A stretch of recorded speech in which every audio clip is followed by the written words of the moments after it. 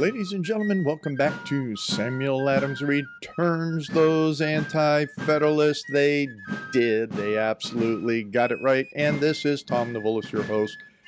Very delighted that you are again here this week as we continue to watch all of the... Oh, wow. I don't know. It's not even interesting. It's anymore. It's sad. It's, as I mentioned last week, hey, I expected it. I expected us to be where we are today only because we haven't done the things necessary to not be here in the last 80 to 100 years. We're going to cover some of that. As many of you saw in the promo, you're wondering, I know that some of you are wondering, what in the world? The title of the program is Corporate Moral Derision dash Casus Romae.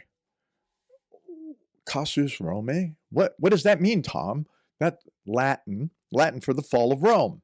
So what in the world does corporate moral derision have to do with the fall of Rome, or in this case, the fall of America? I will take it kind of on a focused journey today. We're going to go on a focused journey, and that focus, well, as much as we possibly can when I'm in the driver's seat, you know, how focused can it be? All right, we're going to pick up on some things and see what we can get in within these next 45 minutes in relationship to really corporate moral derision. Whoa. So let's start right there, because we're going to just bite into this stuff.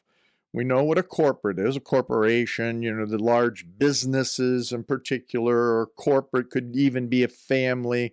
But in this instance, what we're going to do is we're going to talk about businesses and the morality in business.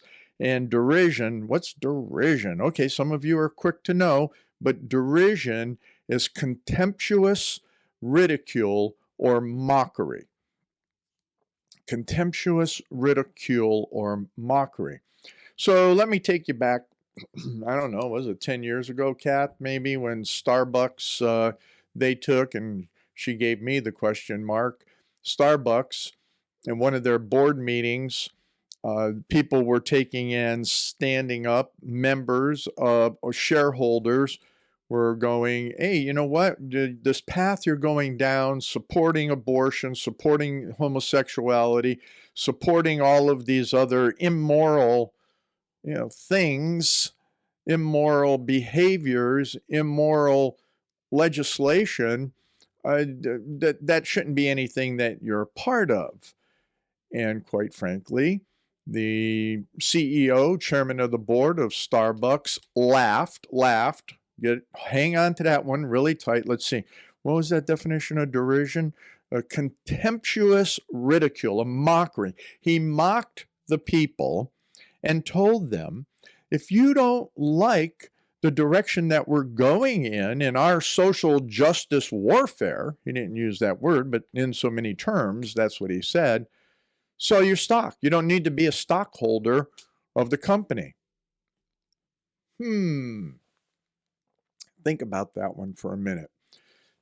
AT&T over, well, let's go back to 1981, 1982, maybe somewhere in that time frame. We used to have AT&T long distance. But then we found out that AT&T was supporting gun control, and they could care less. I made phone calls. I called in and said, hey, you know, what are you guys thinking? What are you doing? That's a violation of our constitutional rights by gun control. This is back in the 80s, okay? And they didn't care. They would mock all of us back then in the 80s that would stand up for constitutional rights. That is, that contemptuous ridicule. We can kind of trickle through. We can see what Microsoft has done over the many years. We can see everything that's happened in Silicon Valley up to this very present day. it was interesting that maybe some of you know, I think I've mentioned it in some past programs. I don't really get into my past a lot in what I did in the business world. But, I did take and speak at a lot of conferences across this country as well as internationally, especially in Europe, in respect to telecommunications, in respect to high performance computing, in respect to building the internet. And one of the places that I spoke was at a conference called ISPCon. That was for the Internet Service Providers Conference. And in that one, my talk was about the matrix. And you've heard me say this before. I know I've mentioned it, the matrix. I knew at that time the potentials without moral substance in a business that we would see basically what we have in Silicon Valley right now and all of the various things of the techno-oligarchs, as I always call them in our present time. Now, what that is kind of on an interesting driver is a question for you now that I'm going to give a quick answer to. And then in the second and third segments, we're going to delve into more about what's a moral society. Well, what is it? Where does it come from? How do you understand it? How does that then translate and move into that business world? And was there ever any standards around having a moral society? Well, the simple answer is yes. Otherwise, our founding fathers of the Constitution would have never said this, that this Constitution is only for a moral and virtuous people. Without that, it doesn't work. Hence, right now, today, in all of these arguments that are going on right now, all the way to the Supreme Court, watching despots, mini despots, elected despots in the various states, and including the black robes in those various states, they're mini despots too. And they are acting outside of their constitutional, separation of powers, by what they did in relationship to changing election laws. So what we have going on is what and who is defining morality? Was there ever a conversation in our modern society? I don't think anybody believes that there was ever a conversation that was related to what is a moral society. I mean, look what's going on in our schools, in our universities. The article that's out there now is that, that one major periodical is going to use leftist college students, that's USA Today, is going to use leftist college students as the fact checkers. Really?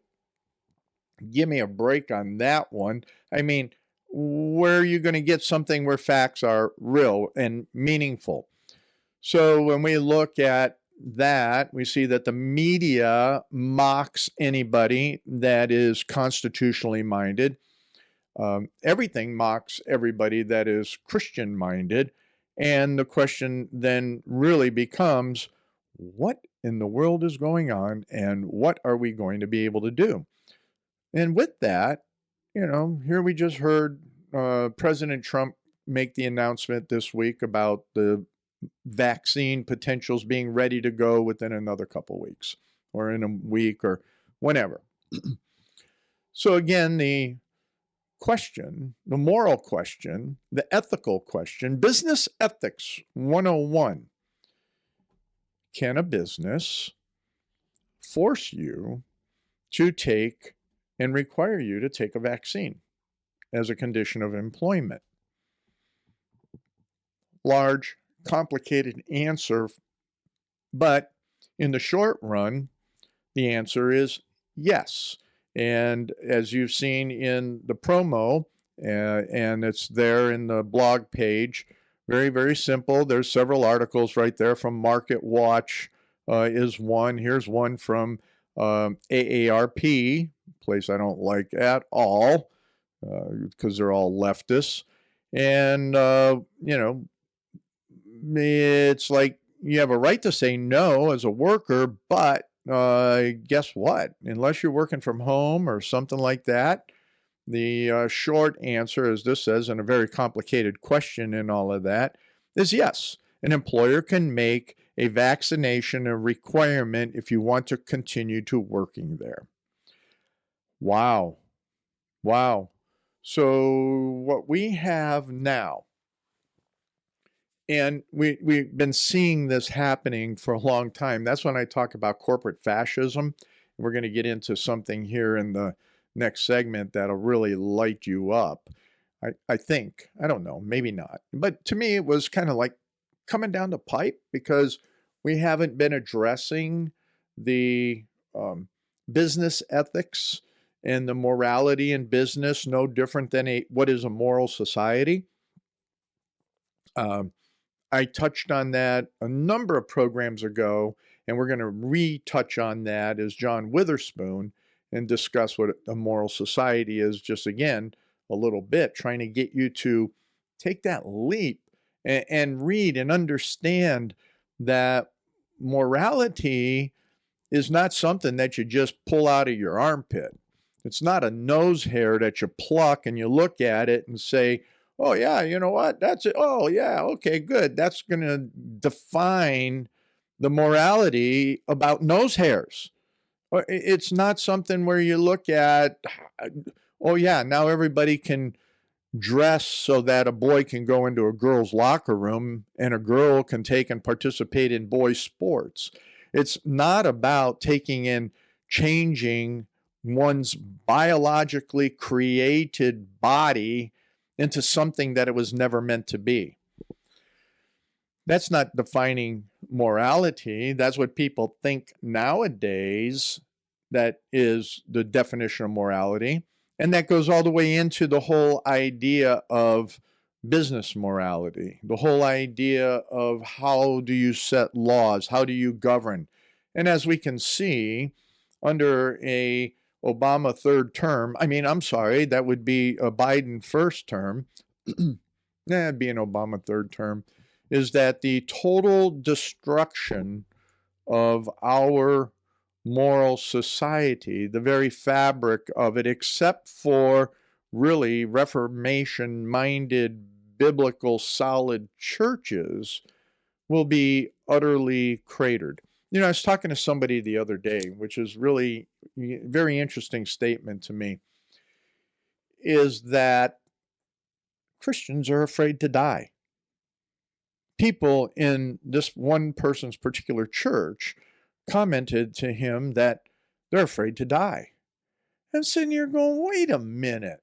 The Apostle Paul was telling us to be with Christ is glory. If he's keeping us here on the earth, he's doing that for a purpose. And that's what we're going to touch on in the next segment in particular, is that what were the Puritan thoughts on ethics, morality, and business, to the extent that what we're experiencing right now and what we will or hope not to experience under Obama's third presidency term would be a total abomination to anything that is right and correct for a moral human society. So what do you need to do? You need to come on back for the next segment, obviously, but more so, you need to go look again at where? SamuelAdamsReturns.net and read all of the different references that are there so that you get a clear understanding that, you know what? Work can force you. Guess what? You want to fly on Qantas Airlines and travel across that southern region of the hemispheres, well, then you have to prove that you have had a vaccine. Come on back, for liberty's sake, because that's what Sam Adams and the Anti-Federalists were all about, was to make sure you understood the very foundations of what liberty means for now and eternity. Ladies and gentlemen, welcome back to the second segment of Samuel Adams Returns. Those anti-federalists, they did. As always, they got it right. And this is Tom Navolis, your host. Delighted that you're here. Glad that you're taking a look at Liberty Works Radio Network. It's a great place to be, to learn about liberty, to listen to all the programming that is live during the week, and then joining hosts like myself on the weekend. I really appreciate you doing that. Make sure that you go to samueladamsreturns.net and check out all the archives there. But more importantly, for this very moment, let's take and go look for that donate button there at libertyworksradionetwork.com or lwrn.net. Check it out. Help support the work that is going on so that, liberty not only works for you, but you need to work a little bit for liberty and ensure that the station's around as everything moves forward, no matter what direction we end up going in the course of these next 2 weeks. Now, we're talking about a moral society. We're talking about the morality in business. We're talking about taking and having derision, I think. Yeah, derision, mockery, being made a mockery of. Well, if you look in the references, you'll see there that, let's see, I think it is Sports Illustrated board facing significant changes after Blue Lives Matter ad. So you have here is that the two large shareholders of Maven, the company that publishes Sports Illustrated, filed papers last week to fire 5 of the company's 7 directors with the aim of replacing the board with one that better, quote, reflects the new Maven, according to documents from the Securities and Exchange Commission. This was all over that the company, Blue Maven, or Sports Illustrated and Blue Maven, are hosting a Blue Lives Matter website on its platform. And these social justice warriors were upset that Maven would do anything around Blue Lives Matter. They called it embarrassing, a disgrace, and horrible, saying that many of the comments were overtly racist with no monitoring. And the point is that nothing on the site, loose editorial restrictions, show that.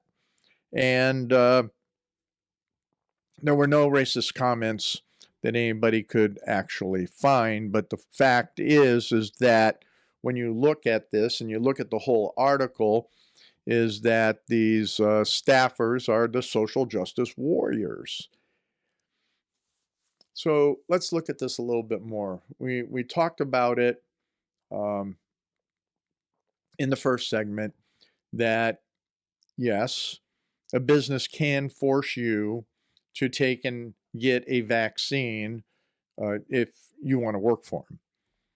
An airline can force you to take and get a vaccine if you want to fly with them, or at least prove that you had one. A government, a local government, can take and force your behavior, not by any type of direct mandates, but they are. You got to mask up, you can't go out, you have to do all these things. You can look at the various states, California's insanity, so on and so forth. But what they do are, a lot of those mandates are on businesses. They force a business that if that business wants to stay open and conduct business, that it has to adhere to some moral norm that they define, that they create that is based on nothing but a political agenda. Whoa, wait a minute. Morality on agenda versus what our founders looked at was morality based on what?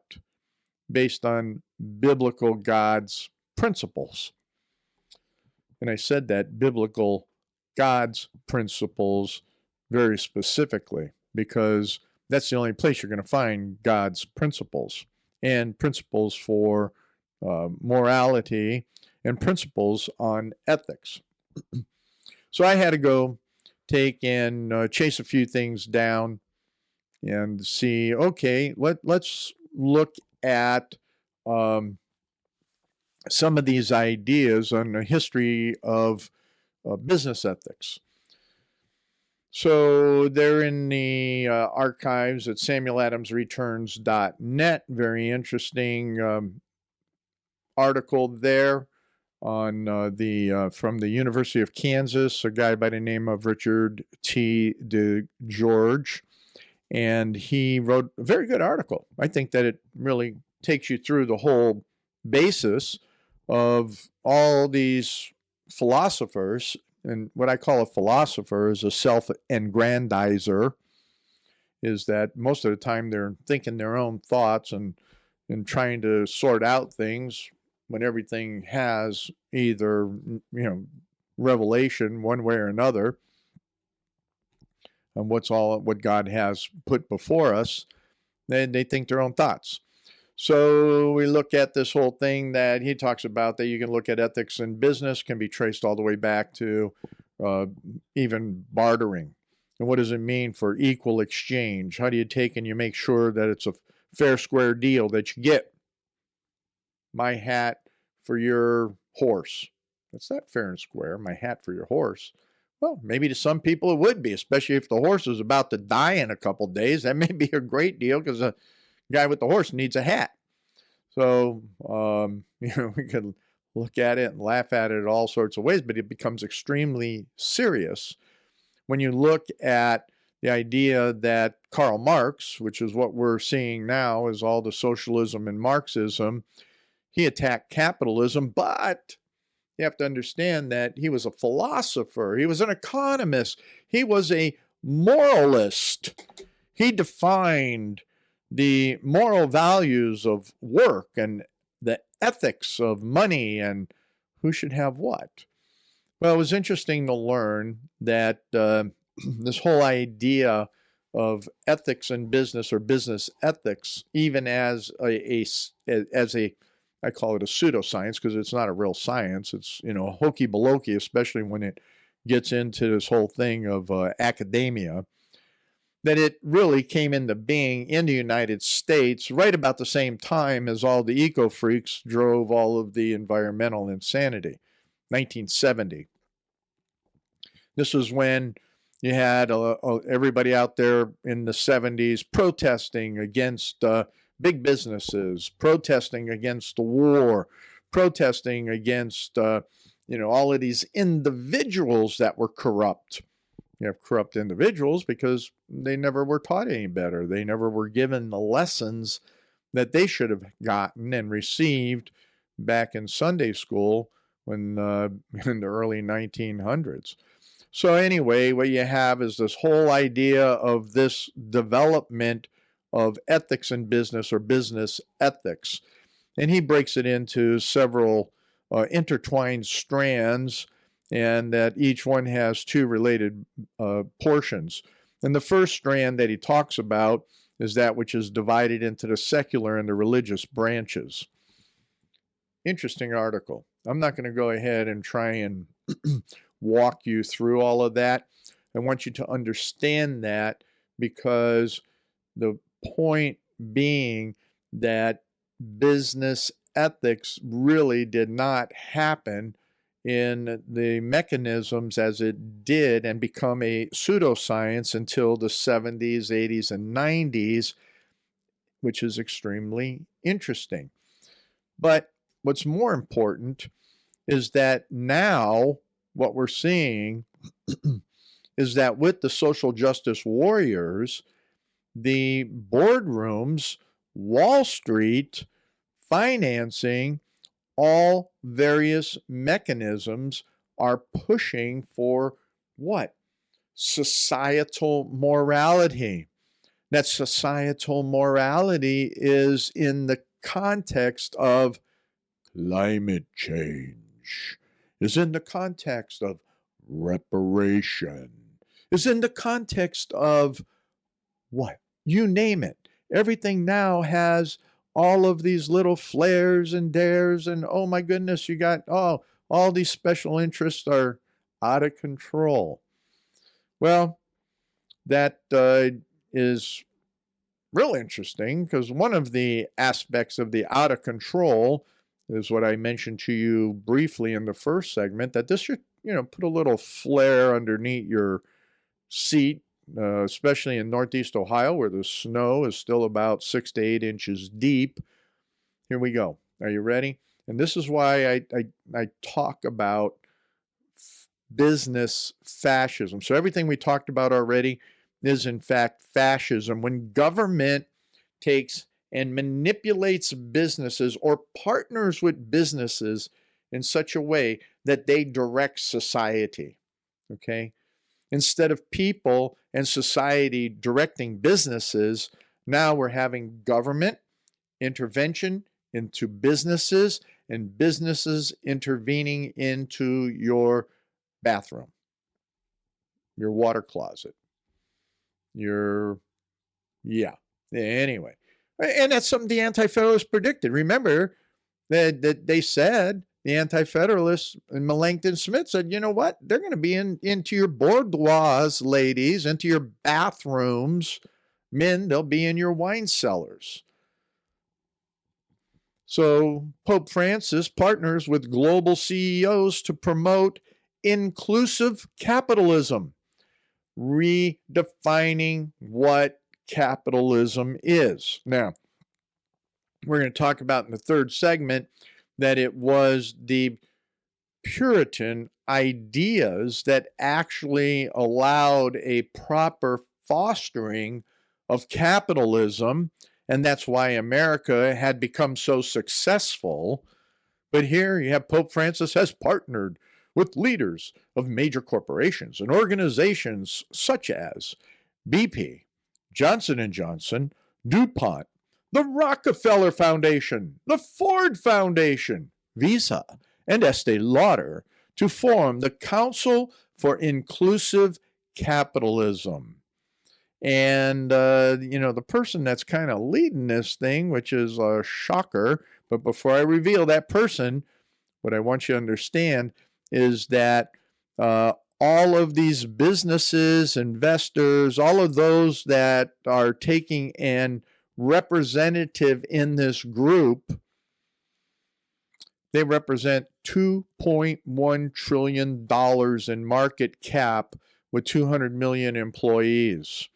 And the interesting person is none other than a Rothschild.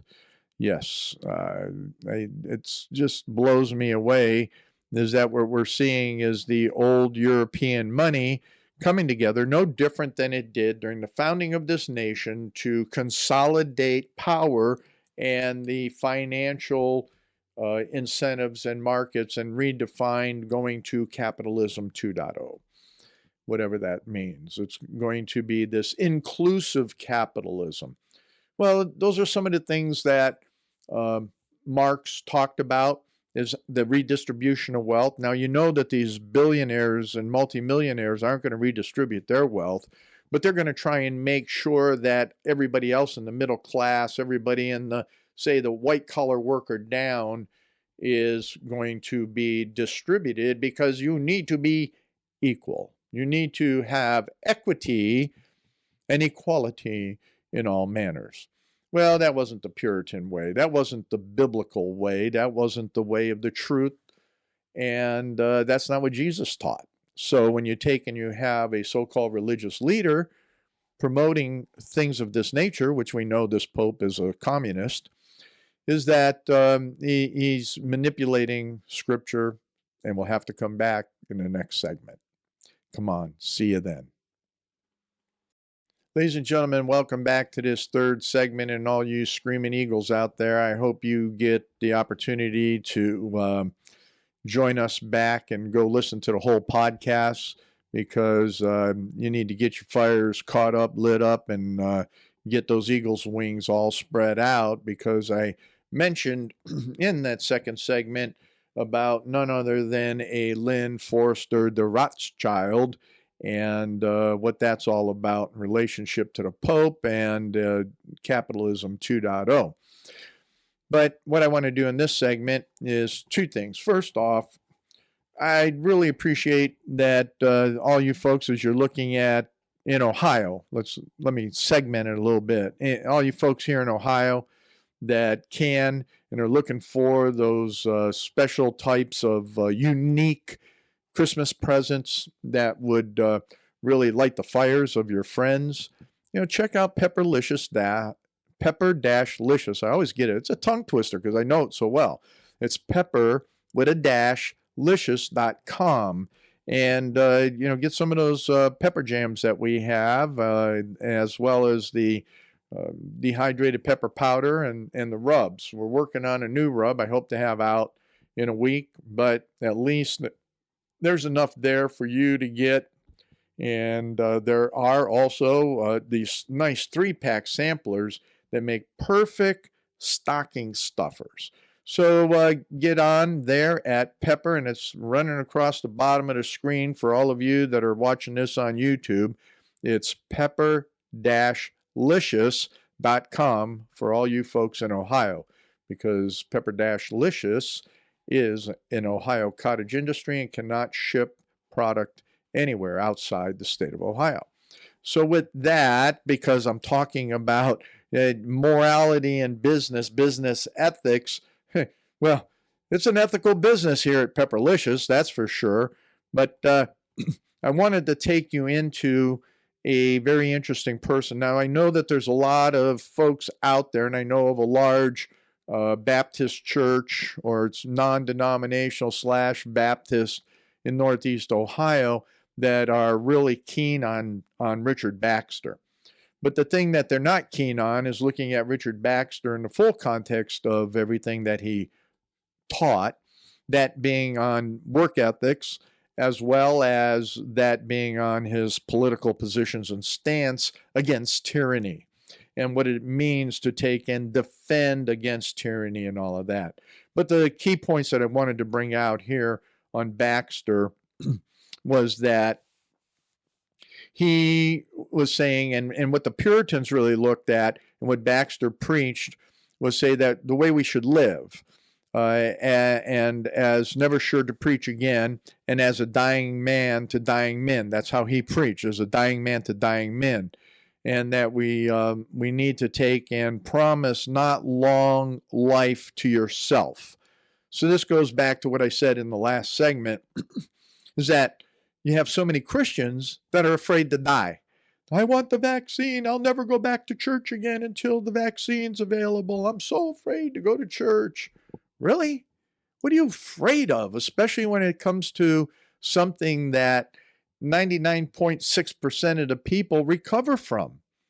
No, you're afraid of not offending man. But anyway, I'm not going to get into all the COVID thing, because what we need to talk about is this ethics and business and that. The Puritans, as Baxter talked about, was about redeeming the time. And what that meant is that we had to maximize everything that we have, and that all things are well ordered because of God. And that within that context, that there was a saying that was written, and Baxter exhorted his readers with this: "Write upon the doors of thy shop and chamber, this is the time on which my endless life dependeth." You see, when it comes down to these business ethics, is that it's something that I talked about, and that the original Puritans have definitely looked at, and then I finally realized that they looked at it because you can, if you really study the Bible, you can deduce this. And the deduction is, very simplistically, is that we live as dual citizens with dual citizenship, meaning that if you have your salvation secure in Christ, then you're a citizen of heaven, and you have to do everything that you possibly can to live in the context of that citizenship. But at the same time, you're required to live here on this earth for God's purposes. Otherwise, you wouldn't have been created. You wouldn't be here in the first place. So what Baxter was really trying to put there is that right on the door of your shop, in your chamber, your home, your bedroom, all of that, that this is the time on which my endless life depended. Your endless life. That means your eternal life. How does that depend on that? So it comes down to that which the Puritans looked at relative to business ethics is that, you know what? Everything needs to be God-centered. He looked at it even in business, in a divine commonwealth. We must have holiness, must have the principle, honor, encouragement, and a great difference be made between the precious and the vile. We don't doing that. What we're seeing, especially when we're looking at what we now have, is this modern day fascism or capitalism 2.0 that's coming at us. There is no separation. Everything is vile, but all those things that are precious are only precious to those that see no eternity. And what we need to look at is the fact that there is a beauty of earth and heaven without which we cannot live well on earth, nor shall we ever live in heaven. A number of different perspectives on this. The other aspect that we need to look at, which I didn't do a good job at for many, many years, I kind of did in business, I did it in the military a lot, is to try and discern what is the best that someone can do. And that was the Puritans' calling, and why America did so great initially was that the general calling is a calling of Christianity, which is common to all that live in the church. It is that whereby a man is called out of the world to be a child of God. And then on top of that is that God created every creature with what you're supposed to do. What is your vocation? That you have a vocation. He created you so that the main end of our lives is to serve God and serving men in the works of our calling and what we're designed to do. Now, I think what happened, and I saw it happen, especially after I came into a recognition of a personal relationship with Christ, is that the majority of the churches that I attended for many, many years, they put so much emphasis on missionaries and preachers and, you know, all of serving inside of the church utmost, and that's all you ever did. And those that got put up on the pedestal were those in the choir, or those that were the missionaries, or those that meant something. If you were a bricklayer, it necessarily didn't mean anything except when it was time to give a tithe. If you were a businessman, it didn't mean how to learn how to do business ethics as long as you were able to give a tithe. So we created the ethics problem that we have today in business and in government because the churches, sadly, did not look at this Puritan ethics on business and life. So the bottom line is what there's a lot here and a lot of references for you right there, you know, over my shoulder, SamuelAdamsReturns.net, is that all of life is God's.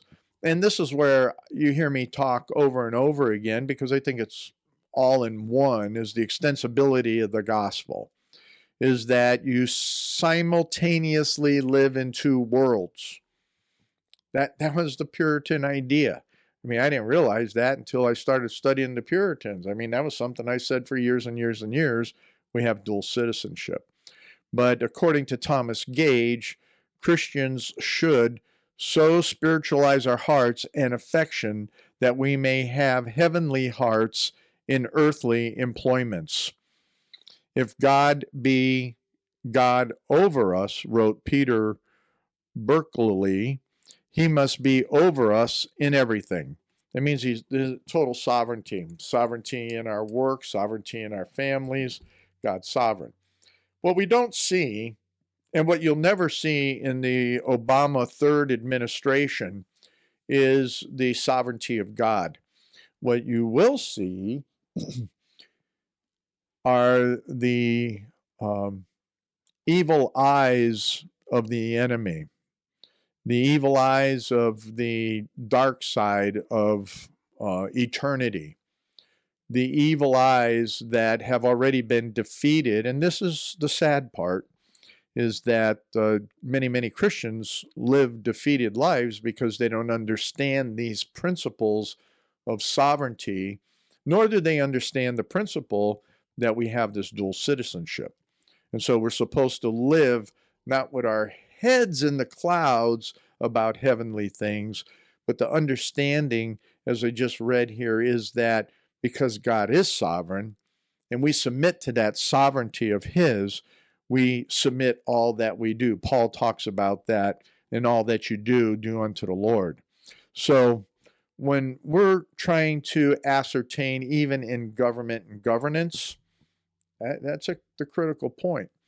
There's so much here that, we could take you through all of the different writings, and that's where Witherspoon, we're not even going to be able to get close to it, is that Witherspoon definitely taught that to have a moral society is that we need to take and have our leaders act in that clear understanding that God is sovereign. Baxter talks about that. Baxter wrote about it very clearly in a number of his writings, and that he was not for what Cromwell ultimately did in taking and running amok all over England and becoming a savage himself in so many different ways, whereas Baxter was looking at government as something necessary, and that it is a design by God to what? Protect the church. What a different twist is that? And so that's no different in business. Business is to take in not only to be able to develop something that somebody else needs or wants, but also to protect your workers. One of the elements in being a solid business person is that you understand who your workers are, what their capacities are. You encourage them to grow and do better. And not only that, you ensure that they're paid fairly a wage that makes sense and that they're taken care of in a moral manner. But now morality is being defined so differently that you can't even get a job, or you're not going to be able to get a job unless you have a vaccine. Really? Is that moral? Is to force people to do something when we know a recovery rate is 99.6% for the majority of the people? I have a very difficult time with that. Ladies and gentlemen, we're faced with tyranny on all fronts. We're faced with tyranny in the pulpits. We're faced with tyranny in the political environment. And that tyranny is basically, it comes down to, that eternal battle. Well, just for your understanding in this last minute, that battle's already been won, but you just don't know how to live victoriously.